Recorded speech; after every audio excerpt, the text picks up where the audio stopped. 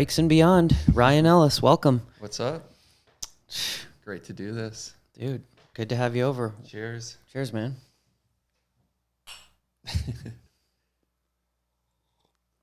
Little morning pod with Ellis. Rainy morning. Yeah. Hoping to get out and ride, but we'll see. We'll see where the day takes us. Oh, yeah, I'm sure we're going to have plenty of time to ride. I feel like these thunderstorm summertime days, it's always like chance of rain, and then it rains for like... It's been so bad in Ottawa, too. Like, we'll get like a crazy storm for like 2 hours. Then it's sunny. Then like 2 hours later, tornado warning, raining again. It's been brutal. It's pretty nice, like... that even on rain days, you know you're probably going to get a window of like dry weather. You just got to wait it out and hope not to get caught out there. Yeah, for sure.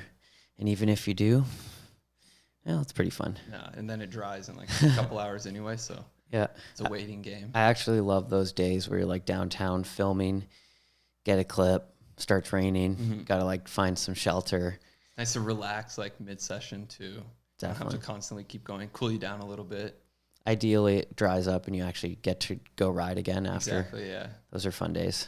Oh, yeah. What's up with Ottawa these days? Not much, man. Just trying to ride as much as possible.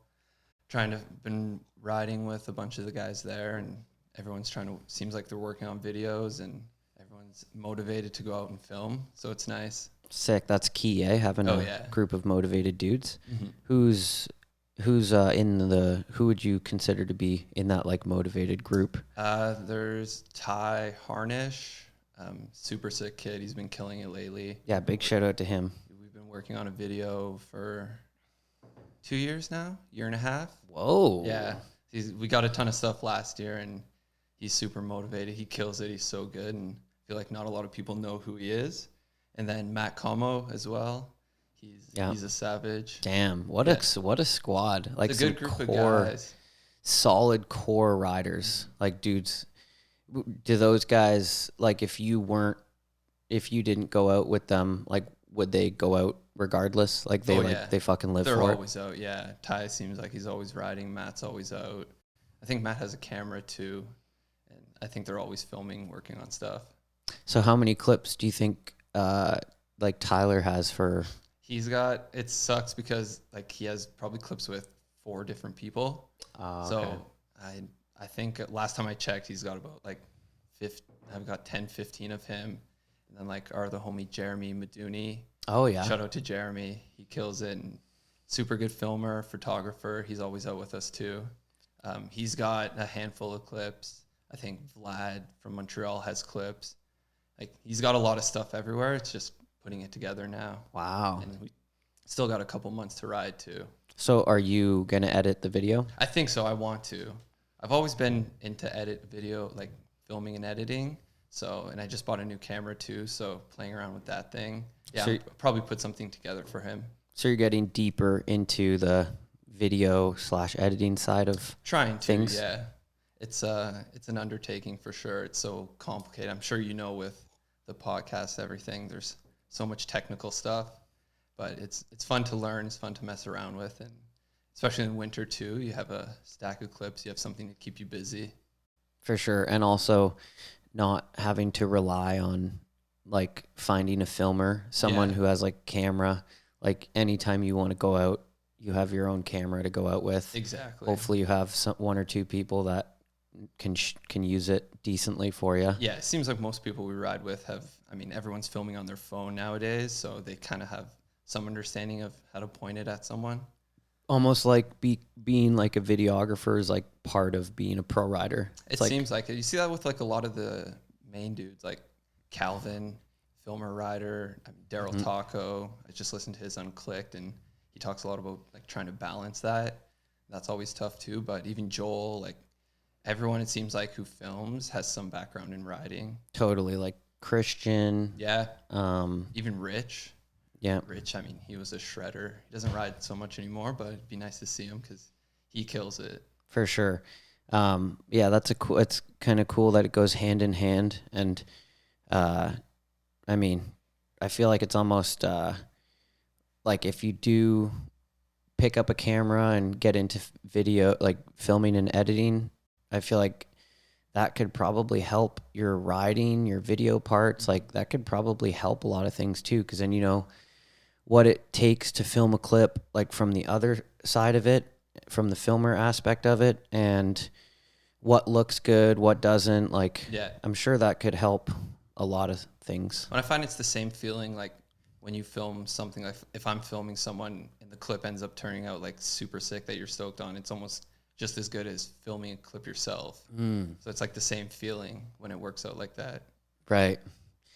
Especially on that camera. Like your Yeah. camera, what is it? A Sony? It's a Sony FX30. It's like an entry level cinema camera, but it's brand new. It just came out last year. And I've always bought just used shit because it gets expensive. And it's a treat to mess around with it. It's so complex. And just to be able to learn like all the settings, there's so many things to do on it. It's fun. Last time you came down and I was like using it a little bit to try and film you guys, like funnest camera I've filmed on. There's for sure. so many different like little parts and pieces you can add on to it to make it more comfortable. It can definitely get out of hand, but you can set it up to make it super comfortable, super easy to use. It's always out that shit's always out of hand too, because it's like you could get like a camera grip or like some bullshit little thing, and it's like $50. It's like I just feel like a car, for example, you can get a massive part for like fairly cheap because it's like so mass produced. Yeah. But it's like in like the video world, like a tiny part is like very expensive. Yeah, it definitely adds up quick, and they're always coming out with new stuff. And I mean, a lot of it you don't really need, but it just makes it easier. It's like in theory you would think that, okay, if I invest in this camera and like these 10 items, I'll have the whole kit. Yeah. But no matter what you have, It never works out like that. you always need more. And then you never have a big enough bag. Your bag fills up super quick. And yeah, it's just an endless cycle. And then your computer is too slow and needs to be upgraded, Yeah. and then something else needs to be Which is where I'm upgraded. at now. Need a new computer soon. It's an endless, but it's fun. It's fun to work on. It's fun. I love just being able to watch back stuff, and when you have a full video at the end of it all, it makes it all worth it. Like we were saying last night, like it's so rewarding to look back on like a video part and like remember all the hard work it took, all like the spots and all the situations that happened. It's so rewarding. Yeah, like what else do you work that hard for in your life? Exactly, yeah. Like what comes close? Do you think anything? I don't think so, no. I mean, it's been like my life for almost 20 years now. I think that's like, yeah, nothing, no. Damn. That's where all the work goes. Yeah. And yeah, I feel like there's a lot of like self-worth you can gain from all that. It's crazy. You and me have been filming for over 10 years together. Yeah. 15 years. Probably 15, yeah. We went on our first road trip across Canada when we were 16. Yeah. So that's like 14, 15 years ago. Driving across the whole country for the first time, like not first time out of the province, but for like a riding road trip, that was probably my first like major one. Totally. And 16. Yeah. Being alone in a car, campgrounds, pitching tents, middle of nowhere. Man, our parents must have been freaking out. Like, Oh, you yeah. guys are going to do what at 16? You guys are going for how long? Yeah. And we were just like, sure. You don't know where you're staying, where you're going. You're just going to drive. That was dope that we just fucking did that. It was a great time. Yeah. Probably one of the best trips. Rode so many cool parks. Oh, man. Yeah, so many cool things happened on that trip. It's like it like opened the doors to a lot of things for us, I feel like. First, like real filming, like where we went just to film. Like I think I had a camera then. You had a camera. We just every park, just ride, film, do the same the next day, drive. Yep, wasn't about didn't care about camera settings, ISO, anything like that. It was just pull the camera out, Clueless. Yep. Point it, hit record. like not thinking about like what's been done on this spot, or just you just do whatever the fuck comes to your head and you feel like doing. It's pretty cool though. Like we stopped in so many places. Like we rode Winnipeg Street on that trip. Yeah. When we were like 15 years ago, we rode some staple Winnipeg spots just passing through town. Pretty awesome. Yeah, it was great. It's like even then, like first time really riding street in another, like I grew up riding skate parks and dirt jumps, so never really ventured out. Any street riding was done at the park in like a plaza. So that was the first time like traveling and riding other cities and seeing like what the street culture, I guess, is about. That's cool that like we were just like, let's do this. Like, and that's just like what we decided to do. Yeah. No plan, no nothing, just go and see what happens. No, it was great. Definitely must have opened the doors because I feel like that trip was basically like the essence of BMX as a whole. Mm-hmm. Like going on a trip with your like those federal trips, like going on a trip with your team, getting like a trip that's based around like driving and getting BMX clips. Like, man, those are like the best trips. Yeah. I mean, it was this like, especially like riding, like filming for FTS, like those trips, like you think like riding with like those dudes, it's going to be different. Like it's all the sessions got a different feel, but it's the same thing you do with your friends. You just go out, talk shit, ride all day, film, and that's it. Like it's no different. Speaking of that, big shout out to you for your video part in the federal video. Thank you. Uh, That was surreal. what year was that? Did that video come out? Um, 3 years ago, maybe, or 4 now, maybe. It would have been. I'm trying to think. I'm terrible with dates. I want to say 2018. It came out. the last 5 years have flown by. Crazy, yeah. Yeah, it feels like just yesterday we were going on trips for that. Mm-hmm. Yeah, it's probably been 4 or 5 years now.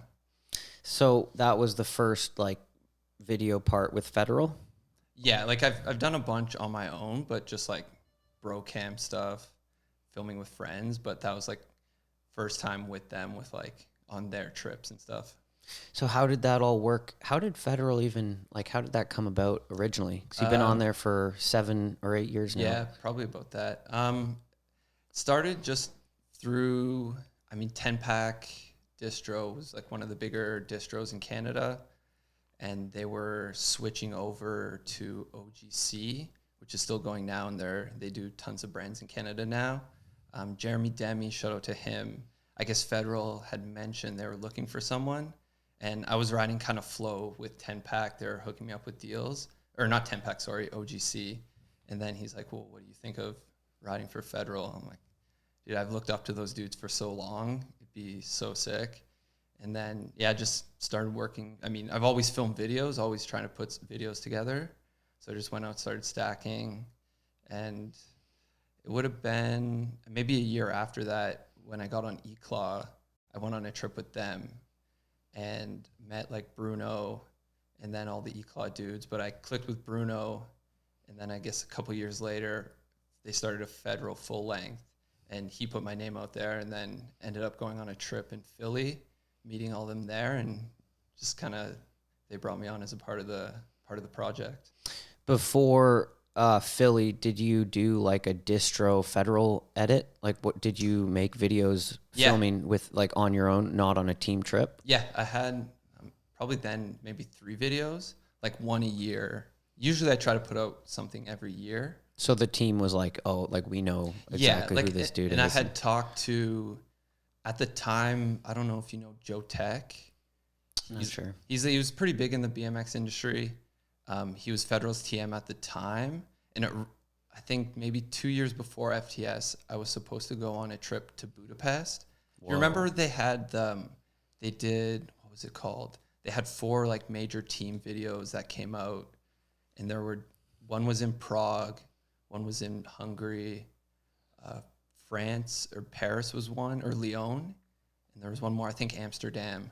But then they had like everyone on the team kind of split up, and they did all these trips, like filming trips, and then like Rich was the filmer, but I had broke my hand maybe a couple weeks before the trip, so I wasn't able to go on it. And then So they invited you to go yeah, to Budapest yeah, as the first trip. yeah. Hadn't met Wow. anyone before that. That was even before like the E-Claw trip where I met Bruno. Damn. Yeah, and so I missed out on that. But like, did you cross paths with like any of them at a contest or No. like, yo, what up? Like you didn't even meet. The first time I met other than like the local Toronto dudes, was like the first time I met pros was with you and Callie.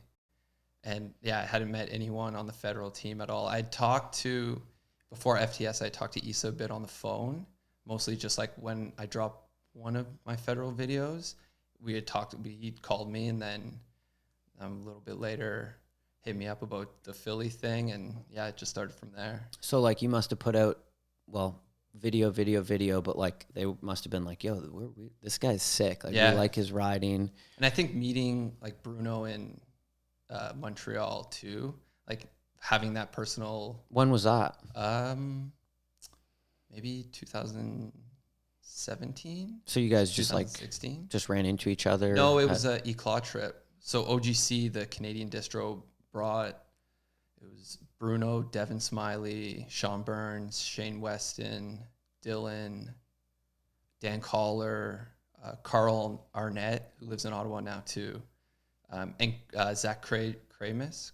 He filmed it? Yeah. Damn, dude. It was a heavy crew.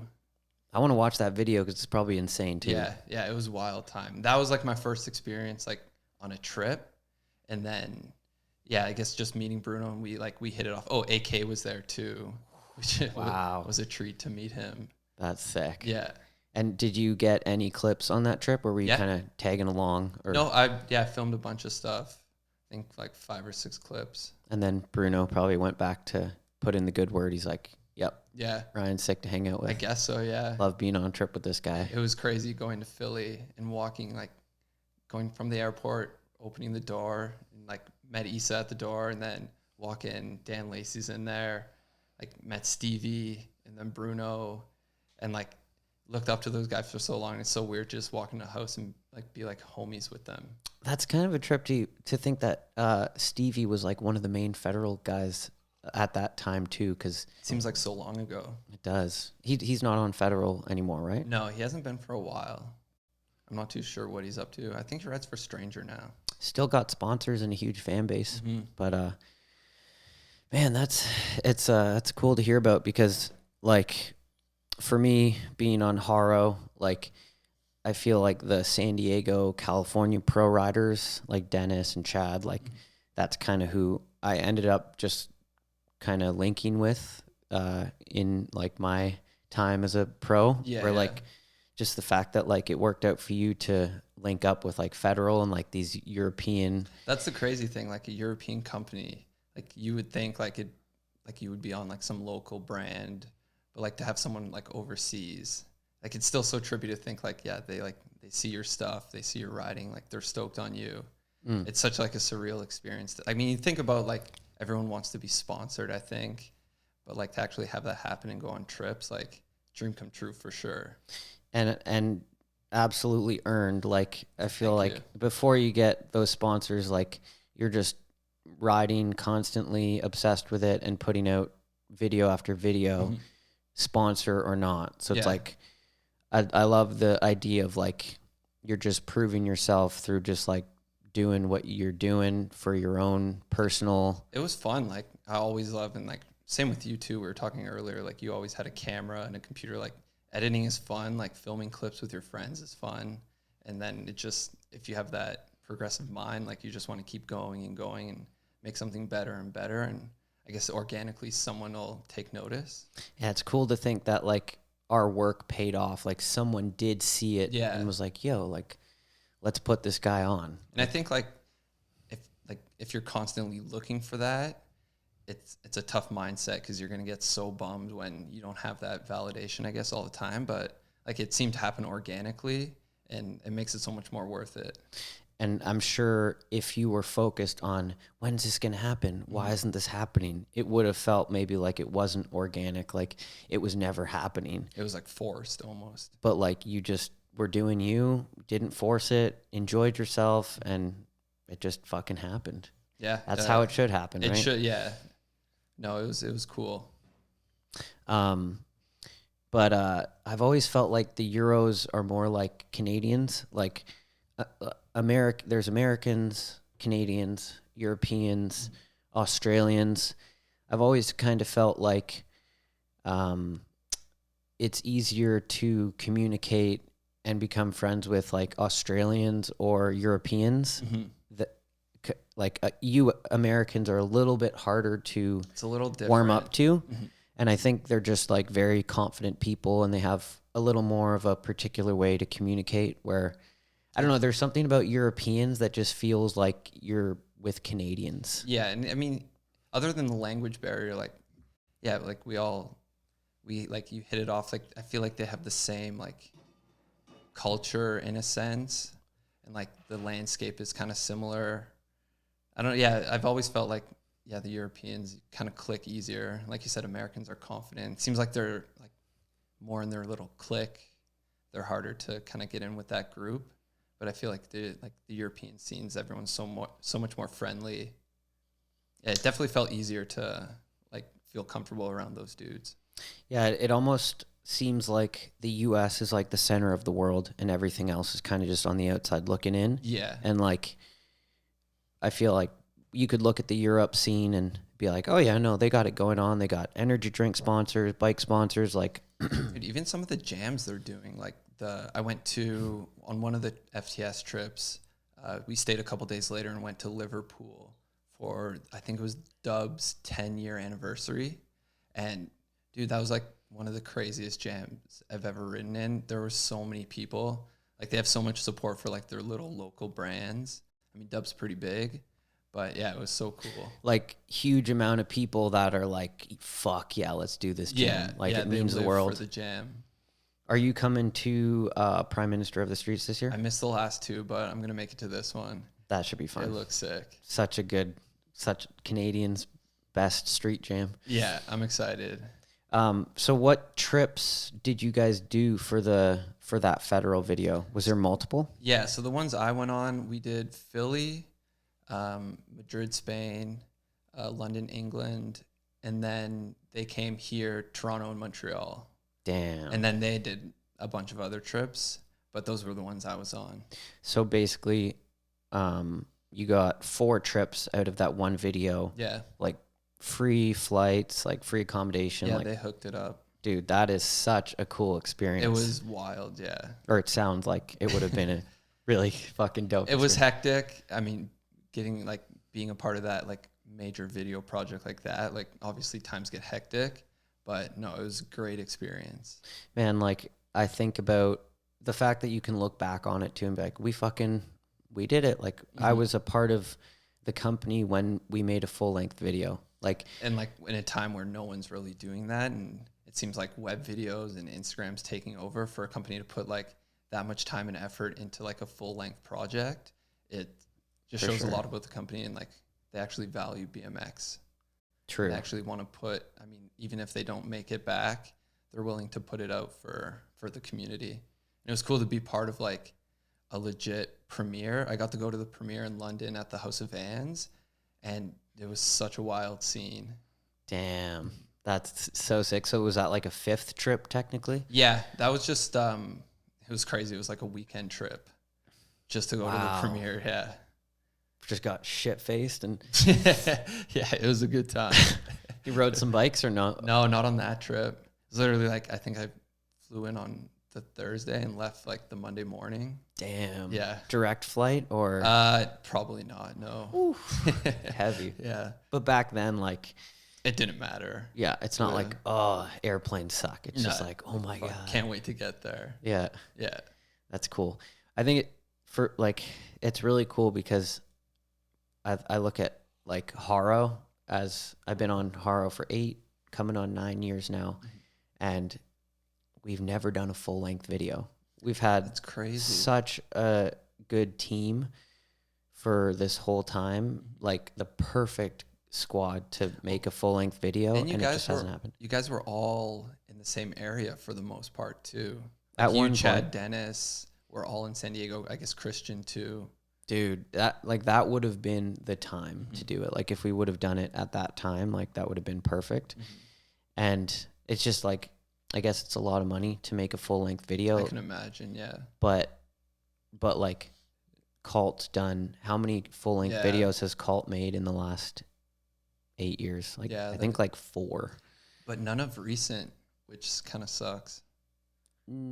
that's true, but like the amount of web videos too that they're putting out, like They're always doing content. they're always doing stuff. Like you got Federal's always doing a lot of stuff.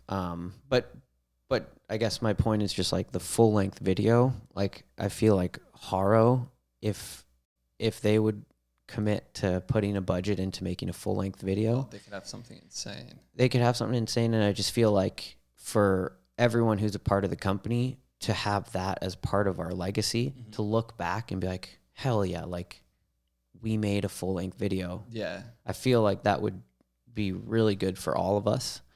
And it would also give us a really good excuse to like go hard, because like we've never gone hard like for a full length video, only for like when we go on a little trip. Yeah. Which is, well, you still like, I know it's not like a full length project, but you had the chance to film. I remember I don't know if it was Welcome to Haro or the video where you whipped over that double set rail, like being able to like sit down, like, okay, we're going to film like a legit project. Like there's a filmer you have, like that's still unbelievable opportunity. I mean, it's not a full length, but I mean, it still has the same feel, I think.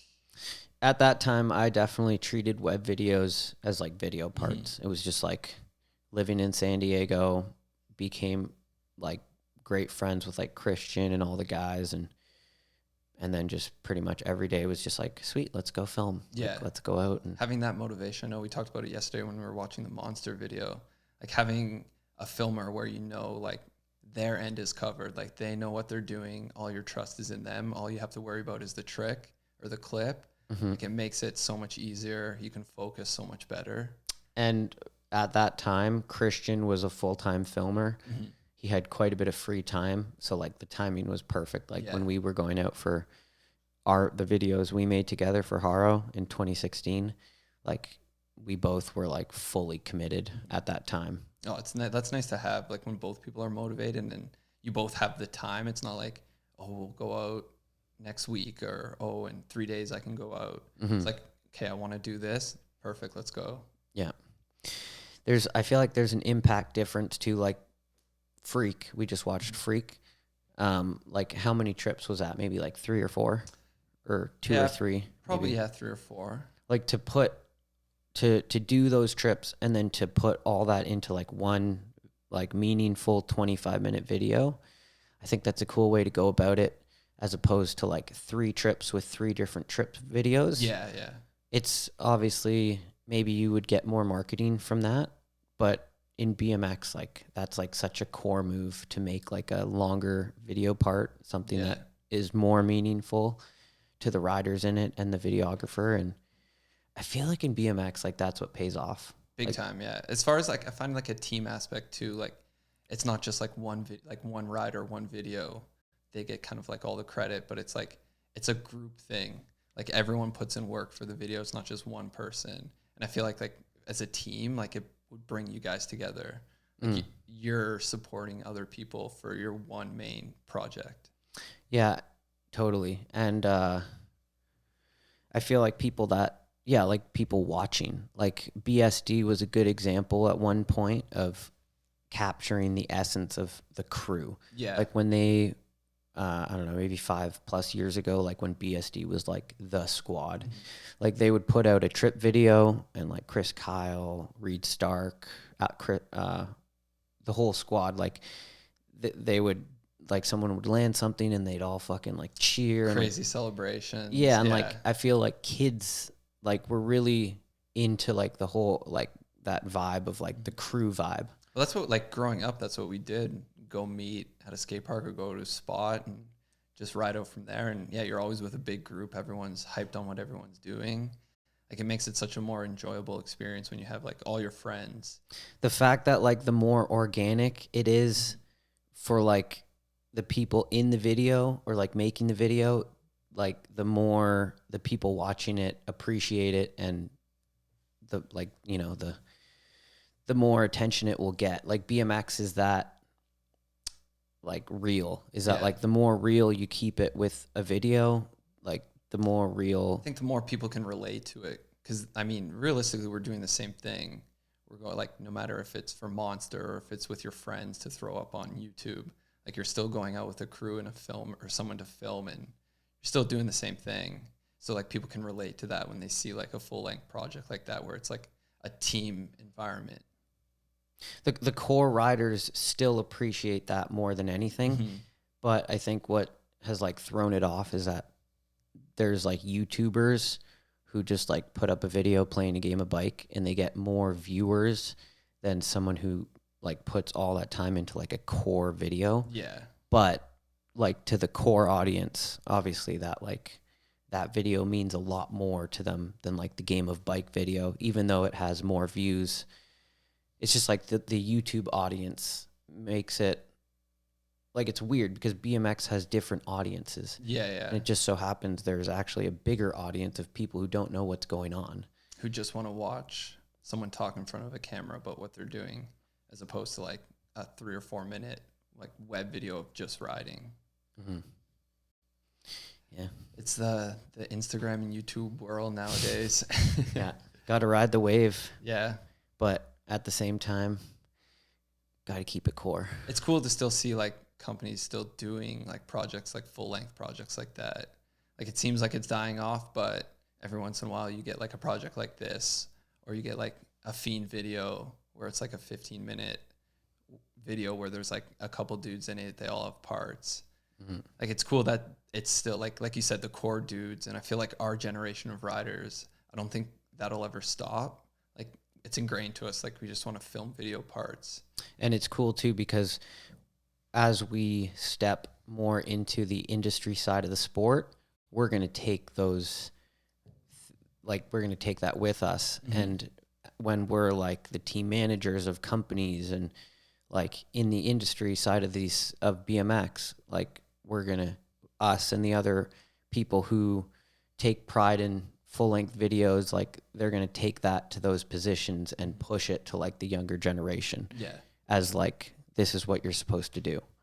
Like Dak and mm-hmm. all these people who like, yeah, that's what it's all about for them. And I feel like we have a bright future, since like all the people that believe in that are going to be kind of moving slowly in, going like into that role. Mm-hmm. Yeah, no, it's good. And like everything's a phase too. So hopefully it just kind of comes around again.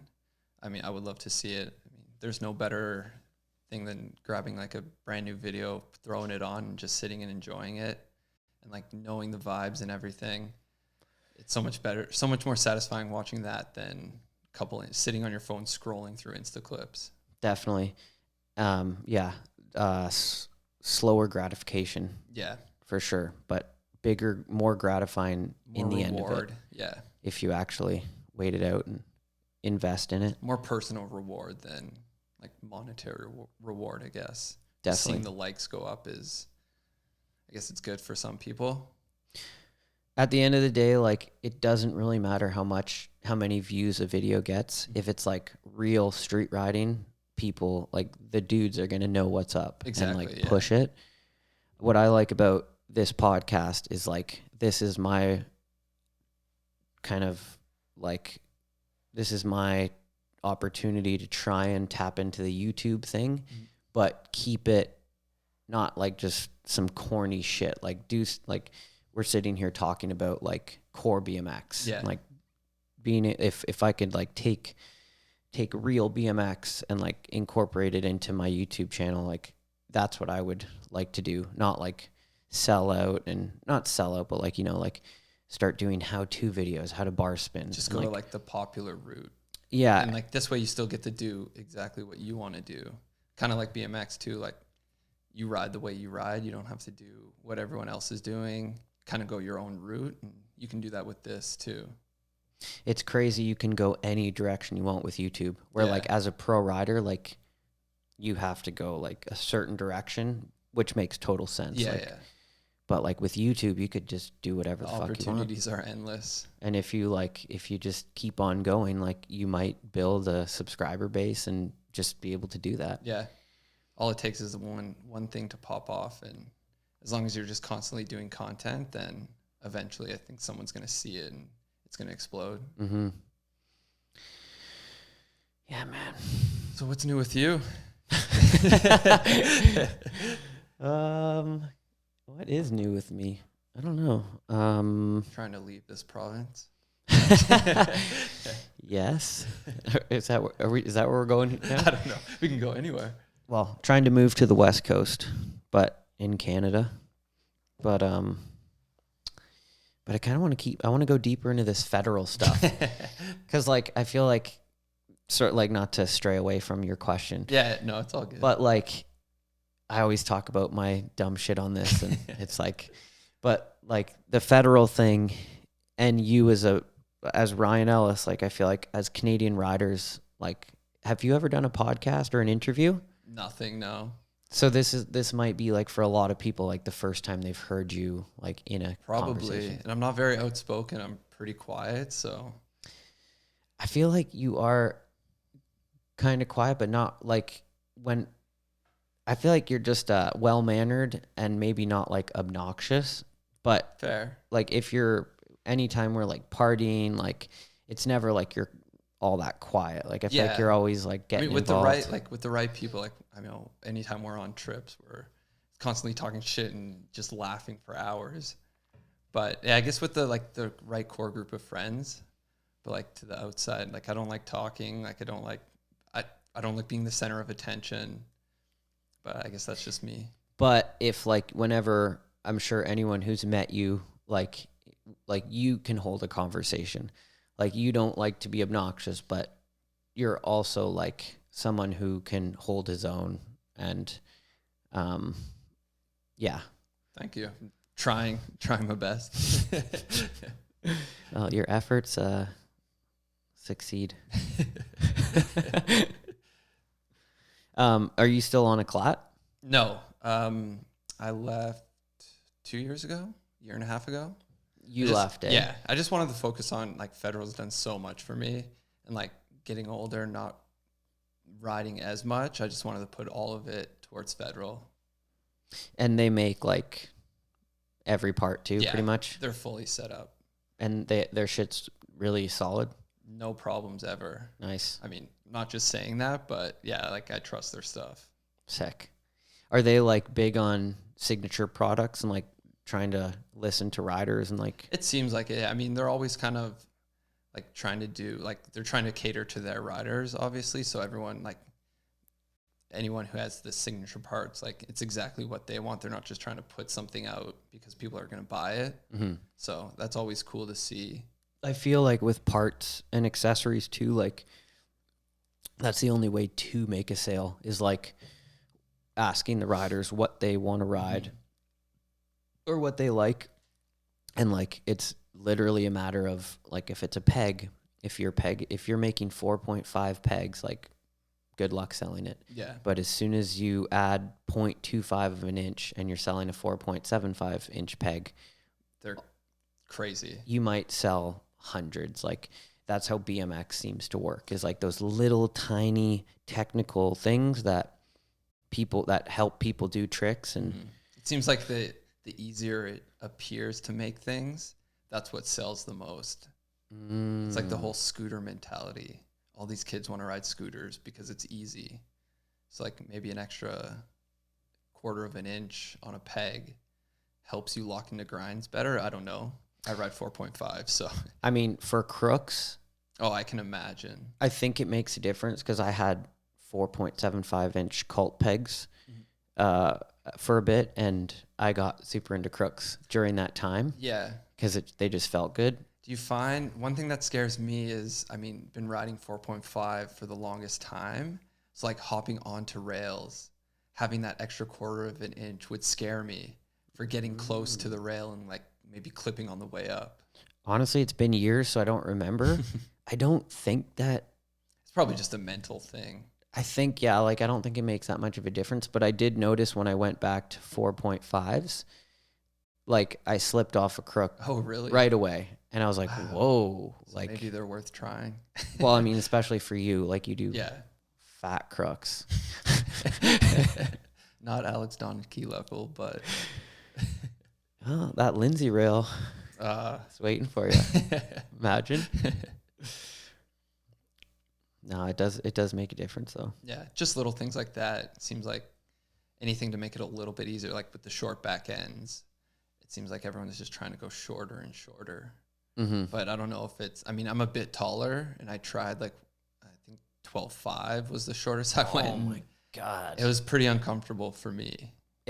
That sounds like it shouldn't be, like, no one over 6 feet should be on, in my opinion, anything shorter than 13 inches. Yeah. Seems like 13 is kind of the standard now, but yeah, it was so short. Yeah. And like, I'm 5'7", 5'8", and I ride a 13-inch back end. And like, I think that is plenty short. Like, Yeah.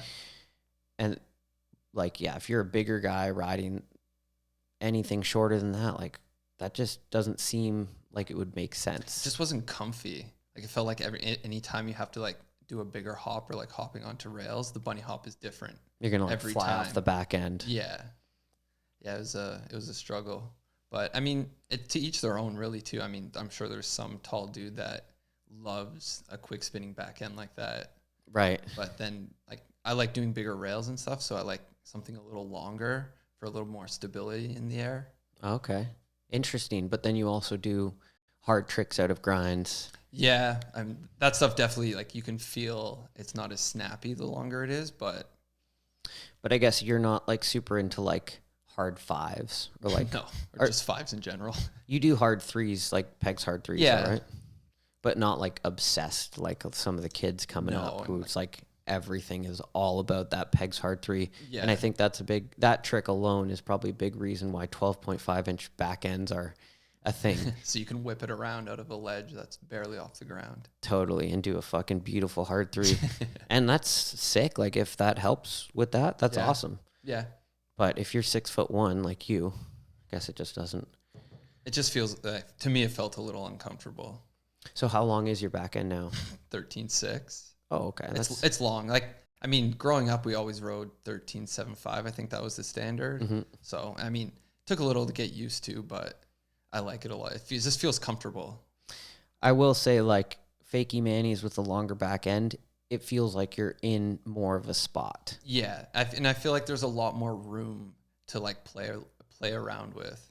Like, I felt with the short back end, there's like, it's easy to get in the mani, but it's like you have one little like millimeter spot where you have to stay in. Right. There's a little more forgiveness with the longer back end. Ah. I find anyway. Right. Like more of like a area to like go, like keep the front wheel up and down. Exactly. Yeah. You That can makes lean sense. back a little further and you're not going to loop out right away. I would love to know the science on like, as like me being 5'7" with a 13-inch back end and you being like 6'1" with 13.6. Yeah. That must be pretty similar, right? There's got to be so much, because then it's like bar height, crank length. Like, there's so many, like, geometry is crazy nowadays. Yeah. And at the end of the day, we could get used to any of it. Exactly. We just hop yeah. on it for a day. It's just a matter of having a couple sessions and then it feels normal again. Mhm. It's like you can build up a brand new bike of exactly what you're riding and it's going to feel different for the first couple sessions.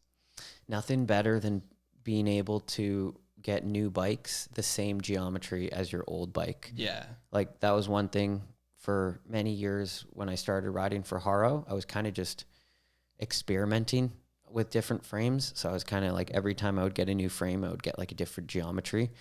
But it kind of sucked because then I had to take multiple sessions to get used to the balance points. But like the past like 3-4 years, it's like CK frame, CK frame, CK frame. So Yeah. it's like every time I get a new bike, it feels exactly like almost identical to the old one. And so nice not having to like get used to new geometry all the time. Having to relearn like how it hops, how it spins. Mm-hmm. Yeah, it's nice to get comfortable like that. There's no like learning curve, I guess. Who has signature Federal parts? Bruno, Dan Lacey, Boyd, and Joe Jarvis. I think that's everyone right now. Joe Jarvis. Yeah, the new pro. Damn. I mean, he's been pro for a while, but he's the newest. That's cool. He's a gnarly dude. He's a shredder. He's a wild guy. He's been going into his last couple video parts. He's always riding. He's been riding a ton of contests too, doing well there. So it's sick to see him because he kills it. Sick ass dude, love that guy. Did you catch that like local BMX jam he put on at his skate park? Or No. there was a pretty recently a video he put out of like a BMX jam that he threw. I think it was like he like spearheaded the jam. Yeah. But like there's like a video of like him when he's like giving prizes at the end, and there's like a circle of like parents and kids, and he's just like, fucking man, we fucking thanks for fucking coming out, man. It's fucking awesome fucking day. And he's just like That's Jarvis. just swearing so much, and like there's all these parents, and he's like giving prizes to kids, and he's just like, fuck yeah, mate, like fucking great job, fucking thanks for everyone fucking That's coming so out. funny. So funny, like such a rough dude, but Oh, yeah. just like such a nice, just a great guy. He's a sick dude. Yeah, it was cool hanging out with him a bunch. But yeah, that pretty much sums up how he is. He's a wild guy. Did he have a part in that federal? Yeah, he was on a couple of the trips, a couple of the Europe trips I was on. He was there. Is it like he gets a clip and then just like, let's get some beers, like celebrate Yeah. after clip? I mean, yeah, there was definitely always beers. I mean, it's a good celebration, especially like it was so nice, and like every time just rolling up to a store, case of beers as Hell yeah. someone's like trying to get a clip, then like get the clip, and then it's just a huge celebration. I love that whole culture and lifestyle behind that, and the fact that there's so much productivity simultaneously with the fun. Yeah. Like you can have lots of beers with the crew, joints, like have fun. And if you're just sitting at that spot for 5 hours, someone finishes their clip, you've been sitting there watching them for an hour, I kind of have an idea. Exactly. You've only had one beer. It's not that big of a deal. You warm up and kind of. No, it's always like a good vibe, and like the more chill the session feels, the better. And like, yeah, like you said, you can sit there for 5 hours. Something's going to happen. And like, you might not have something for the spot when you first show up. Then like watching other people ride, you sit on it for a bit. You're like you said, oh, well, maybe this will work. And then once they film, you can go out and start trying it. Then yeah, it's super productive. And I feel like back in the day, it was like, oh, I had one beer, like I can't ride. Yeah, now. yeah. But then you kind of get older, and it just kind of like, you like almost like desensitized to having a beer or a joint. You just I mean, kinda, really, like, what's one beer? It doesn't mess with you that much. if it was your first beer ever, you'd be like, Maybe. whoa. But yeah, like if you do it like over and over, fuck, we're 30 now, so it's Yeah. like we've been doing this shit for a while. Like, Steady drinkers for a while. yeah, one light beer ain't gonna. But mountain biking, beer is a big part of mountain biking. I see that, yeah. Like, especially like, even like, it kind of feels like skiing and snowboarding, where you take like a gondola up to the top of the hill. There's a chalet up there. You go in, get a beer, ski down. There's another chalet at the bottom, get another beer, take the gondola back up. Hell It yeah, seems like it's a big drinking culture. for sure. But it's not like people drinking to like be like belligerent. It's like more just really enjoying it for the love of beer and the love of bikes. It's like, you think about if you're outside on a hot summer day, all day working, essentially like same as what we're doing when we're riding and filming. How nice is that crispy cold beer at the end of it after you're done? Exactly. After you get a clip, or after you finish like doing yard work or something. It's just a nice celebration. Exactly.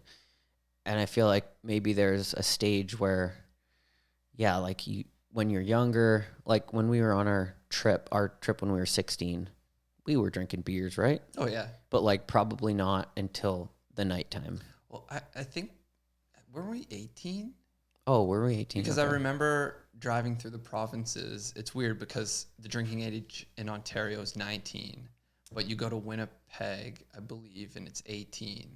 Whoa. So like, we would go from where we lived to the next province over, and then we'd be able to go out to restaurants and bars and order beers. Then we drive one more province over, and then we can't again.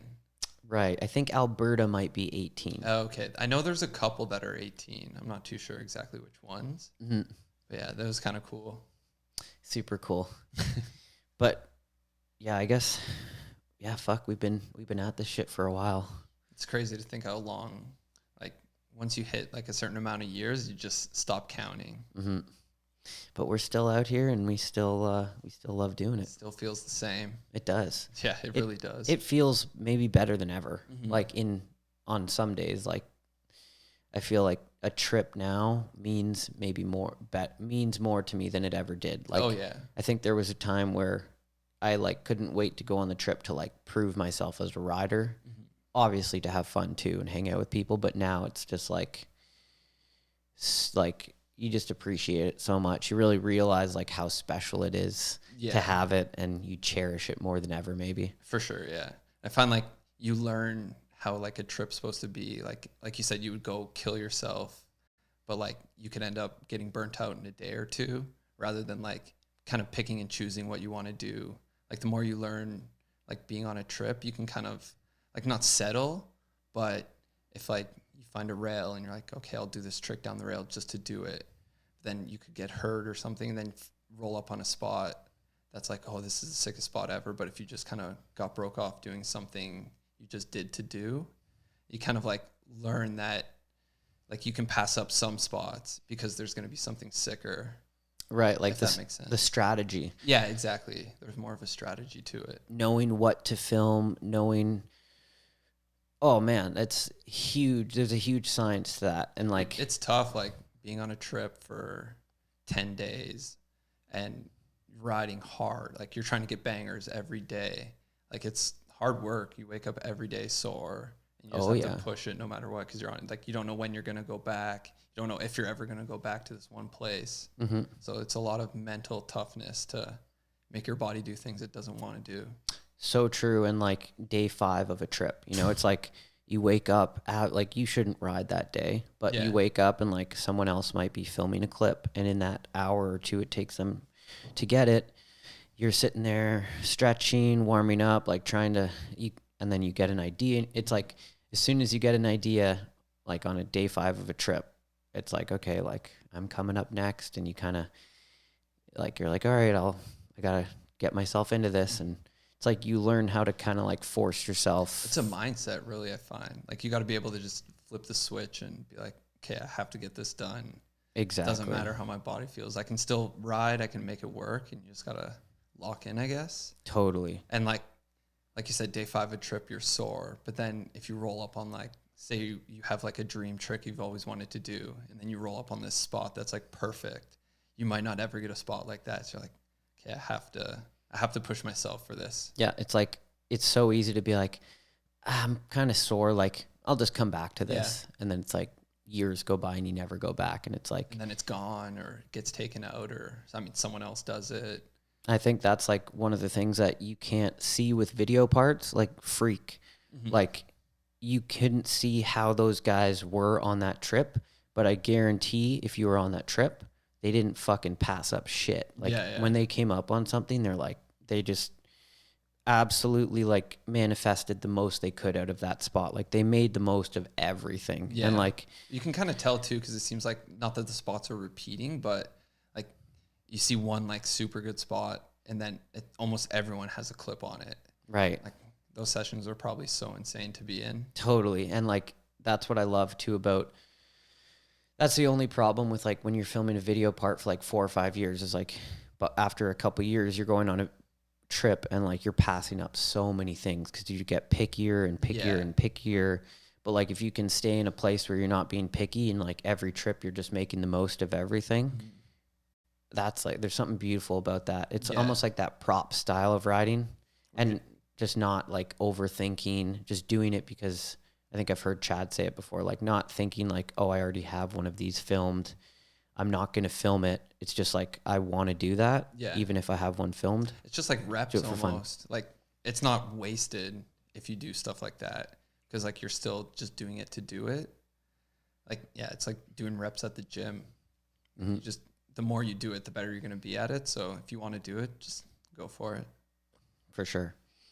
And there's so much like there's the skill of it, and what I love about the whole thing is how much of it you have to use your brain. Yeah. Like it's super physical, but ultimately it's a mental game. Like back to like knowing what to film and you know, say it's not working well and being able to adapt and being like, you know what, this isn't feeling right. I'm going to just try something different. Yeah. Just going with the flow instead of like forcing it. Like when you're younger, you really try and force it. A trick isn't working, you get angry and you're like, I'm going to fucking make this work. Like, And fuck that's when you this. get hurt. Totally. For the most part. Hurt or just like super frustrated and down. You start to doubt yourself. But, you know, like if you were, if like that, I feel like that just shows how much of a mental game it is that it's like there's the physical riding, but then there's the mental decisions you have to make. And like if a trick isn't working, being able to like being able to not fight your ego and being like, it's okay. Like this isn't working today. It doesn't mean I'm a piece of shit.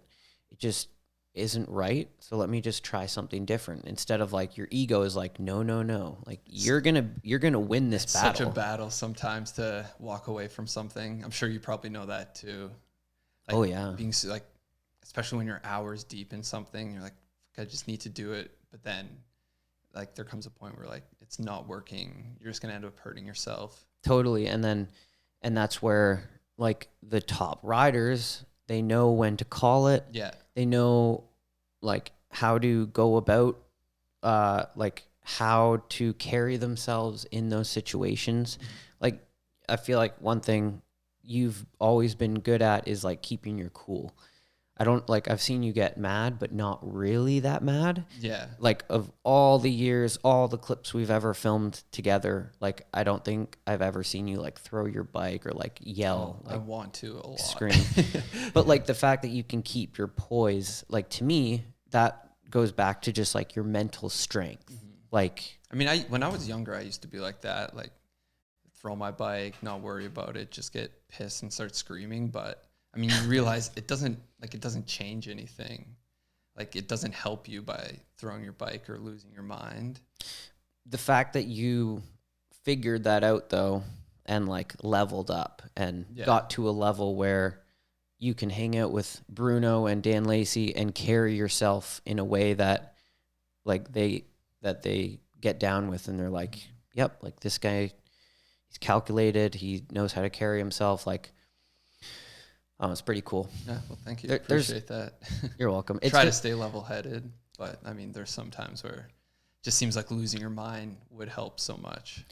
Ultimately, what I'm trying to say is that it's so much more than just good riding, which you also bring to the table. But like you said, it's a mental strategy.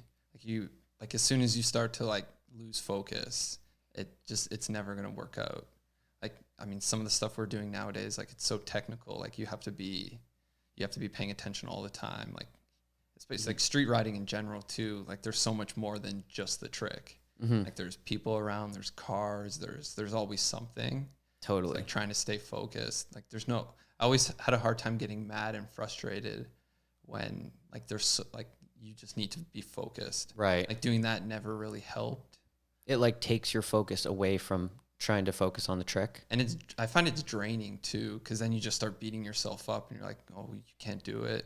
It's like, well, then why are you even trying it if you're not believing in yourself to do it, then like what's the point? Right. That's the way I've always tried to be. So when you are trying something, do you like try and tell yourself like you got this? You got this? All the time, yeah. And like obviously like you get like sometimes you get to the point where like you got this, stop being a bitch.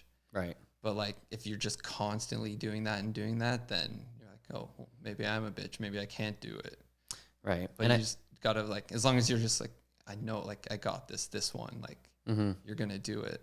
I feel like superstition comes into play there too, where people like in the last few years, I've definitely tried to do that where I'm like, you got this. And like when I tell myself that, I believe it. Like I fucking got this. Where like I think for a lot of people and me in my older years, if I said, you got this, my superstition would tell me because you're being so confident, you're going to fuck it up. Because you said you got this and you're like so confident that you're going to land it, that is going to fuck you up.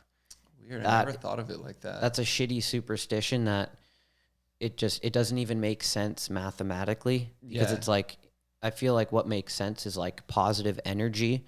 Like if you're promoting positive energy, I feel like there's a better chance of a positive outcome where like if you're superstitious and you think that saying "you got this" is going to make you fall, it's like totally backwards to like the science of it. Yeah.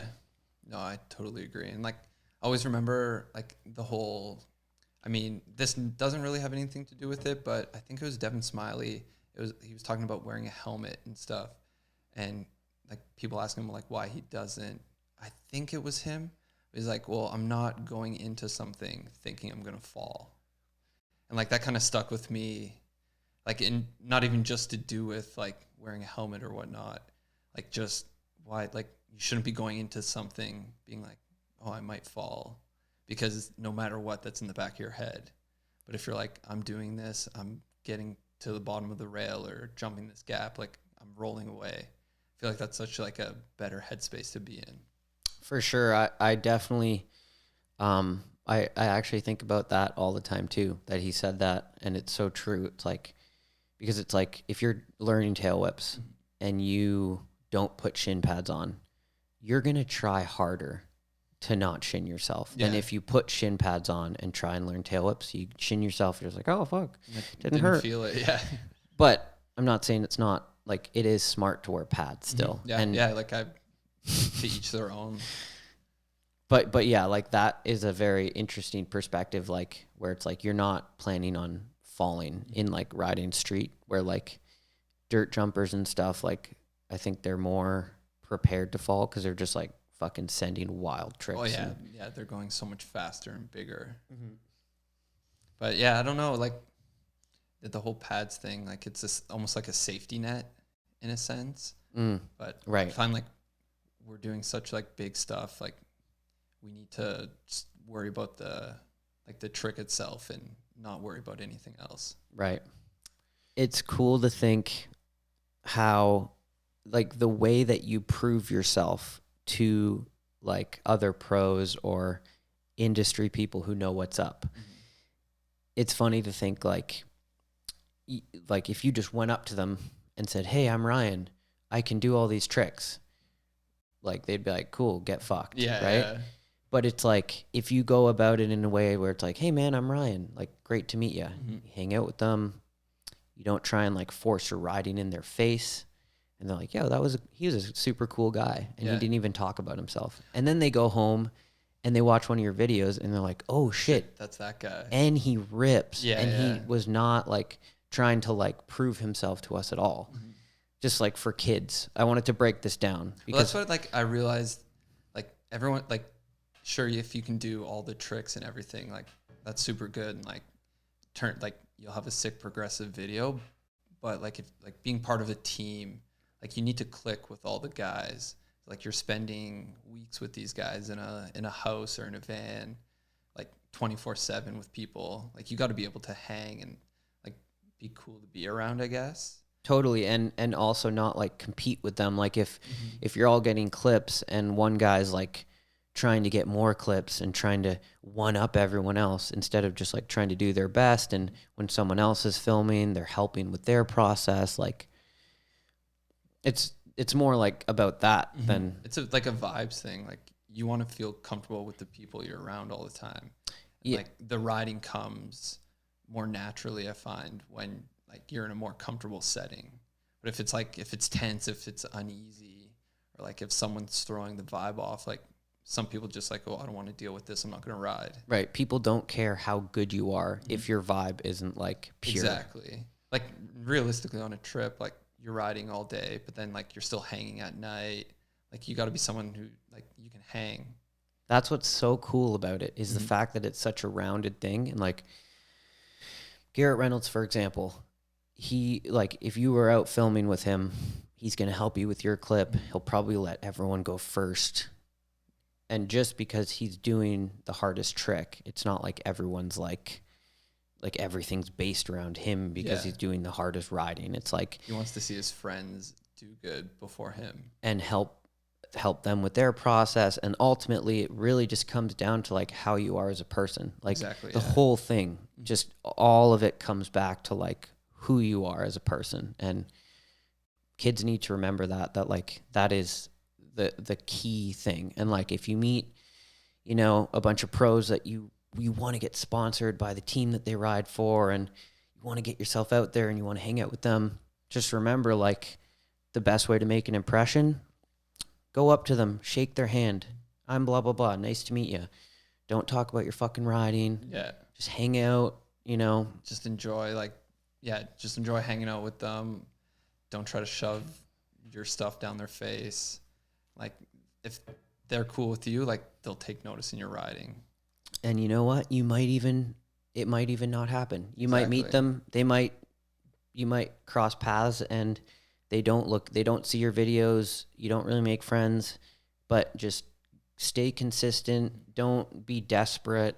Eventually it happens. Like, Yeah. there's a time and a place, and if it's meant to be, then eventually it'll come through. Right. The more you try to shove your stuff down people's throats, I feel like the quicker they are to kind of dismiss you. Exactly. You want to fucking fly that spoon with food around their face with an airplane. To where they're like, ah. And they want you to be, they want you to feed it to them. You just try and stuff it in their fucking mouth. They're like, yo, whoa, whoa. They're not going to be cool with Yeah. that. It's a great way to look at it. The old Yeah. airplane spoon. Good old. Hell yeah. Well, we did 1:10. A minute. Damn, longest minute. That was a fucking salvia minute. Whoa. Well, thanks for coming on. Dude, it was great. That was fun. Not too long. Kept it BMX. Yeah, not like old Dean. Fucking Just kidding. Love you, Dean. Roundup. The Roundup King. The married man going to his wedding tonight. Yep. Pretty exciting. Gonna send him away. Hey, his BMX retirement's tonight. I hope not. No, he'll make time for one session a year. It's cool though. He's like one of those guys who could like jump on his bike once a year and do anything he wants. Last time I rode with him in Ottawa, he's like, yeah, it's the first time I rode in like 6 months, and looks like he never hopped off the bike. It's amazing. He's so naturally talented. Mm-hmm. And it's cool too that he like is just growing up and he's happy with his life. Mm-hmm. He's not like, oh, I have to ride all the time, to like the fact, just seeing someone evolve into like a adult and kind of like overcome like what BMX can't, like the BMX trap. Yeah. A lot of people get caught in the BMX trap where like they can't get out of it. Like they identify with being a highly skilled rider, and if they're not proving that riding to themselves over and over, they feel like a piece of shit. Like people who are really good riders and kind of don't need riding to stay happy and level, like there's something admirable about it. I think that's with everything. Like, you need a balance. Like, if you're constantly doing one thing 24/7, it's all you think about. Like, you're going to get burnt out so quick. Just having like something, I mean, for him, like farming, for you, like Space Brace, like something to kind of disconnect. And then it always feels refreshing when you get to fully like commit to BMX again. Like, it almost feels like brand new every time. And you're not just ride every day, get frustrated at the end of the night, then ride the next day, get frustrated again, get stuck in like that loop. Right. It's nice to have something else you can kind of disassociate BMX. Finding that 30-year-old balance kind of thing, right? Oh like yeah, big time. Riding once ride once, maybe take 1 or 2 days off, ride again, not like ride every day. Like Beat yourself up every day. Yeah. It's a different balance for sure at this age. Getting older, trying to take care of your body as opposed to just break it down all the time. Yeah. You need more rest days. For sure. It's old man life. Yeah. Now imagine in 10 years how many more rest days we're going to be like, ride once a week, take 5 days off. It's like slowly just getting like, now it's like 2 days off. It's going to be like 3 days off, 4 days off. Slowly and slowly. Yeah. But it's nice, like, started going like to the gym a bit and actually focusing on my body ever since like getting surgery.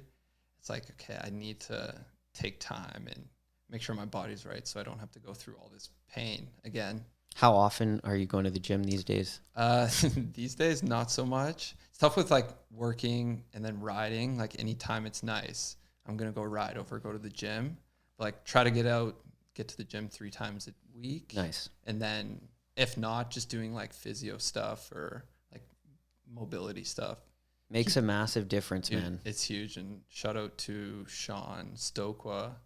He's helped me since I got surgery, and he's been helping me. Like I go see him every couple weeks, just kind of do some maintenance stuff, and then helps me with stuff in the gym.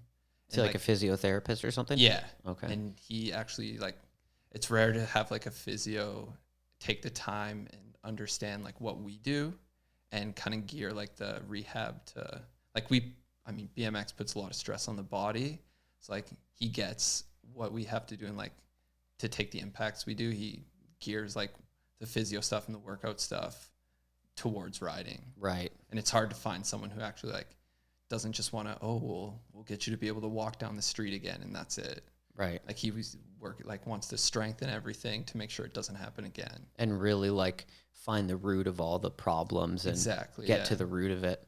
I love that. That's so important, having someone that you feel like they truly are listening to you and like trying to like help you. Like you know that they're really trying to, not just treating you like a number. Mm-hmm. Push him out, pays his bills, we'll get someone else, keep the money coming in. He takes the actual extra time to make sure everything's working and everything's right. Because most physiotherapists, it's like, oh, okay, you got your cast off. Like, let's do these like routine stretches and routine strengthening and go home and do these reps and blah, blah, blah. And see you next week. Or just you go in and it's a 40-minute session and they just throw you on some like stimulus machine, like the electro machine. You just sit there for 30 minutes and they don't do anything. Okay, go home and do some twirl your wrists around or something. Right. Like they don't really care. They just want to get you in and out without doing as much and just keep the people coming through to make money. Having some sort of trainer, like someone who's like, okay, 20 push-ups now. You get done. Okay, now do this, now do that. You're like, whew. Yeah. Like, that is pretty. The accountability thing's the hardest. Like trying to be like, okay, I have to do it. And then if you, maybe I won't go today. I mean, the person be like, well, why didn't you go today? Right. It's nice to have that extra motivation.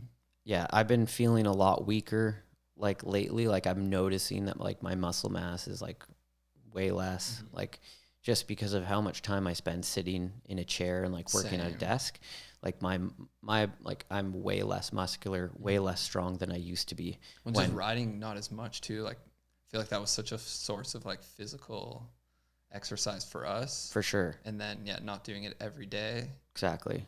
We didn't have to work out back in the day. We just go riding and get a workout every day and fucking, I feel like I was like very strong just from bike riding and just from just like non-workout activities. But now it's like I basically need it if I want to feel good. Yeah. Like I know that my body is weak and that I need to strengthen it and like nourish it with like protein and like things that are going to help make it feel good. And you notice a difference too. Like even just like, I mean, I've been slacking super hard lately because of riding. But like anytime I'll go like to the gym for like a good constant amount of time, like you feel better on your bike. And like the more mobile you are, like you don't feel as like locked up. Totally. It definitely helps. Oh man. Yeah. Like sometimes warm-ups for me are you try, like it takes over half an hour to get just past the warm-up. Like it feels like you're never going to get past the warm-up. I'm sure a lot of people can relate to that, even people that work out, but like one thing, like if you do a push-up when you're super weak, I've like lately I'm doing more push-ups because I'm trying to re-strengthen my body. But like sometimes it feels like ligaments are like, just from doing like push-ups, my ligaments are like, they're like struggling. Like sludgy. Like they just feel like they don't want to work. It's like there's not a, like before when I had a lot of muscle mass, I could just do it and the muscle was just like taking super snappy. Yeah. Easy. And it was taking all the pressure off of like the joints and the ligaments. And it's like, it seems like the less muscle mass you have, the more actual like pressure and stuff is on like the actual joint. Well, that was like the biggest thing with my ankle too. Like I tore 2 ligaments in it and then had them, I guess, tightened up. And it's just building like calf muscles, like all the muscles around it. So if I ever get in the position to like roll it again, like I did, like the muscles will hold it from folding over. Right. So it's like, even a lot of like, I talked to like my physio because he's had 2 knee surgeries, and he said like, yeah, it's just like making sure your muscles are strong around it. Right. Because like it's going to be a bit weaker, but if you strengthen it up again, then your muscles will take care of all the rest. Mm-hmm. This is like 30-year-old talk, because when you're 20, you just don't have to worry about it, right? Slam all day long and wake up the next morning. Yeah. Go do it again. Yeah, and just your body just can handle it, and yeah, things change. Yeah. Things evolve, but it's cool that there are ways to keep in it. Like now, if you're 30, what you have to do is you have to take protein supplements and eat properly and stretch and strengthen. Where like when you're 20, you don't have to do any of that. You just ride and you're going to fucking kill it. Ride, drink all night, wake up not hungover, and go ride again. And feel great. Yeah. Yeah, it's different now, but it's fun. I've never liked the gym, but it's nice like seeing the progress and how it's actually helping. It makes it a little easier. Totally. We're doing what we need to do to stay in this shit. Exactly. And it's all part of the balance of happiness and just having good balance in all aspects of life. Yeah. Awesome. Sick, dude. Well, thanks for coming on. It was fun. Of course. We'll have to do this again sometime. Can't wait. Hell yeah. All right. See you guys next time.